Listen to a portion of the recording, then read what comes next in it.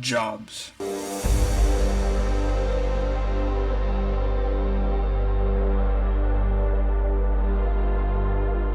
The job market. So what the fuck even is a job market? What does that even mean? Well, it's basically a way to describe the fact that some people need people to fill jobs, and some people need jobs. And a lot of the times, those people come together, and then you have a job. That's a very simplified version. And people are starting to notice that maybe there aren't enough jobs to go around. No matter what degree you have, or how many years you spent in school. It's pretty irritating, actually. It's actually pretty irritating. And if you're like me, you are probably also wondering what the fuck is going on with the job market. Is it ever even gonna look different in my time? Because I can't find a goddamn job. I am here to maybe over-explain some pop culture things surrounding the job market, but I'm probably not going to explain what the job market is. Now, personally, I'm irritated by the job market because I have a 4-year degree and I still can't get a job. It was in political science, which, looking back on it, I probably should have gotten a degree in something different.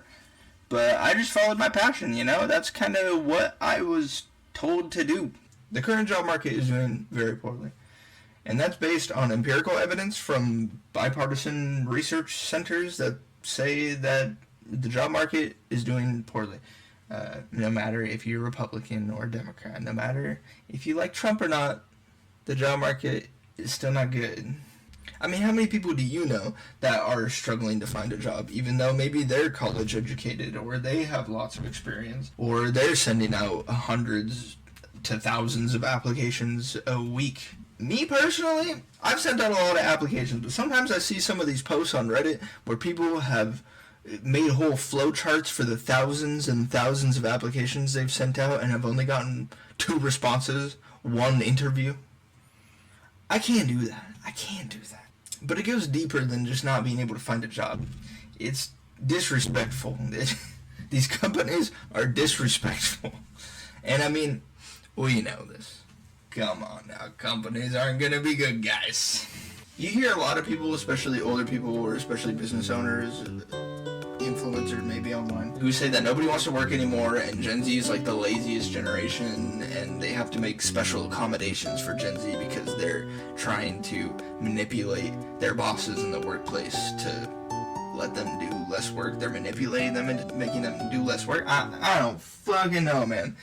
But there's a lot of videos of small business owners out there complaining about the current job market, which is funny considering how many educated and experienced Gen Z people there are out there who just want a job, who just want an opportunity at a job, who just want a fair interview, who just want their application read by a human. Like, it seems like that's not a crazy thing to ask for, right? Us as a society, like, nobody wanted to go down this route. Nobody wanted to do this. I mean, there have got to be some AI engineers out there who have created these neural networks for skimming everybody's resumes, and they got to be asking themselves, did I do it for efficiency? Am I doing it because this is a more efficient process, or because I can get away with doing less? Like, efficiency does not equal doing less, you know what I mean? Like, I feel like that's pretty obvious. I graduated college in 2023 with a political science degree, and I didn't really use AI at all in my college career. I mean, AI really blew up in like 2024, 2025, but it had existed before then, and I never really felt a need to even use it as a helpful tool. I definitely never felt the need to use it to cheat. But now it almost feels like it's such an easy option for people to use that if you're not using it, you're kind of behind. It feels like so many people are using ChatGPT to cheat. And I can only speak to a college experience, and people who I know in college right now, I can't even imagine what it's like in high school. But I'm a little pissed off I didn't get to use ChatGPT to cheat. The fuck? I had to actually do everything. Anyways, AI is definitely not helping the job market. I am a firm believer that the use of AI for these resume skimming programs is directly contributing to the job market being worse. I don't know, maybe it's just a vibe that I have. But you know what isn't a vibe? The fact that the US economy lost 92,000 jobs in February. That's not a vibe at all. And it feels like competition for a job is stronger than ever. It feels like if you have a job currently, you better not fucking leave it, because dear God knows when you might get a chance at another one. The craziest part about the newest jobs report this month too is that it was unexpected. I mean, it said it in the headlines, this is unexpected. This is completely abnormal for the month of February. Usually the beginning of the year is when the most new jobs are created. Instead, we lost 92,000 jobs. Yikes. And what's absolutely nuts here is NBC, the first thing they blame is the weather. The weather. As if a little rain is going to stop the U.S. goddamn economy. They also blamed healthcare strikes and tariffs, which healthcare strikes may be, but the tariffs are really probably what it is. People are struggling. We're literally in a fucking recession right now. It should be a depression, really. We're in a depression. I mean, with these new numbers, 4.4%, that's really high. That's Great Depression numbers. We're putting up numbers, you know what I mean? Shit. It's like when Trump got in office, the unemployment starts to rise. It's insane. It's the tariffs, it's Republicans. Republicans historically mean higher unemployment and a worse economy. And it's kind of funny, the people who don't realize this, right? I live very close to a Army air base. It's a really big installation, right? A lot of soldiers. I meet soldiers all the time out in town. I have friends who are soldiers. I've worked on the base before. And a lot of soldiers who consider themselves Trump supporters, which you can imagine there's a lot of Trump supporters in the military, sometimes they don't even know this stuff. I talked to one guy who didn't realize that California has the biggest GDP of any state in the United States, a Democrat state. He legitimately thought that Republican states were better at handling money than Democrat states.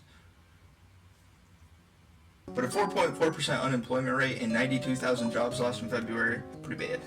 I think the current struggles for the U.S. economy and the job market are related to Trump and Republicans. Simple as.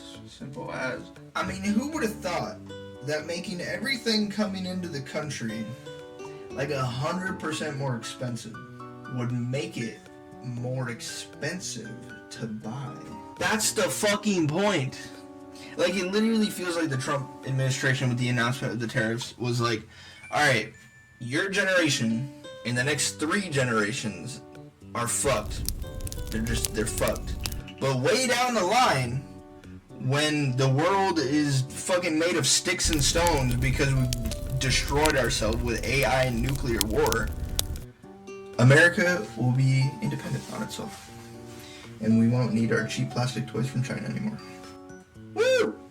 I think the worst part about the current job market crisis isn't even the fact that people can't get jobs, which does suck.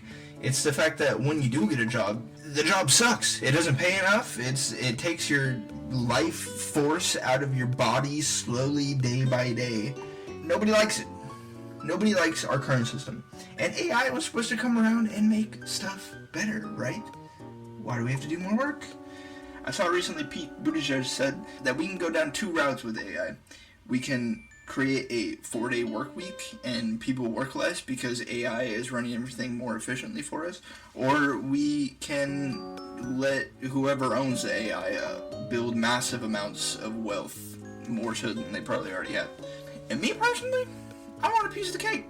Pete made a great point when he said that we are the ones who supply the free data for these AI fucks to use. Am I wrong?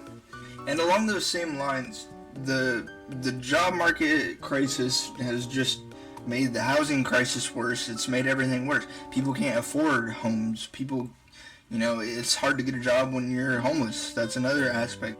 The job market and the housing crisis are one and the fucking same problem. People are sick of barely being able to even rent on their job that they work 50 hours a week at, and they're definitely not gonna be buying a house because they don't have the money, and there's not enough jobs, not enough money to go around. It seems like you're just not working hard enough. You're not working hard enough. You're just not working hard enough. No, it's that there are multiple systems rigged against you to make sure that you stay in whatever social fucking caste you're in. it feels like this country is like a big scam, like everything is a scam, right? And AI has allowed the job market to now become a giant scam. I mean, I feel like I'm pretty savvy to scams, but even I have been scammed on fucking Indeed and shit by these AI listings that are literally just trying to scalp your information, like your social security number. The longer I go on making this video, I just feel like I keep coming back to the point that AI is ruining the world. It is ruining society. AI hiring systems, another reason why the job market is just a scam now. It's bullshit. Like, you literally have to tailor every single resume you make to the listing because an AI automated system is like, oh, he didn't say pumpernickel enough times in his resume. I don't think he's qualified for the position. Bitch, I work at the pumpernickel factory. Like, I've been to Pumpernickel Lane. I know pumpernickel.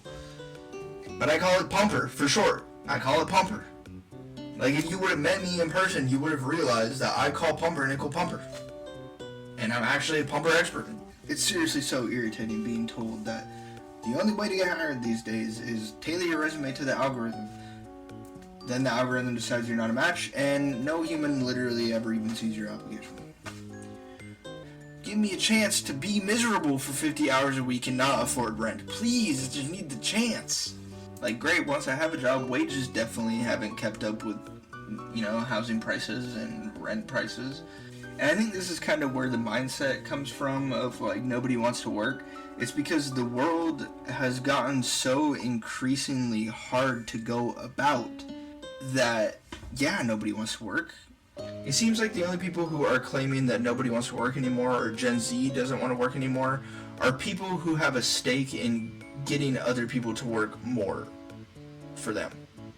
Because while companies and business owners are saying that nobody wants to work, the vast majority of workers in America are saying that nobody wants to stop being greedy. Nobody wants to pay enough.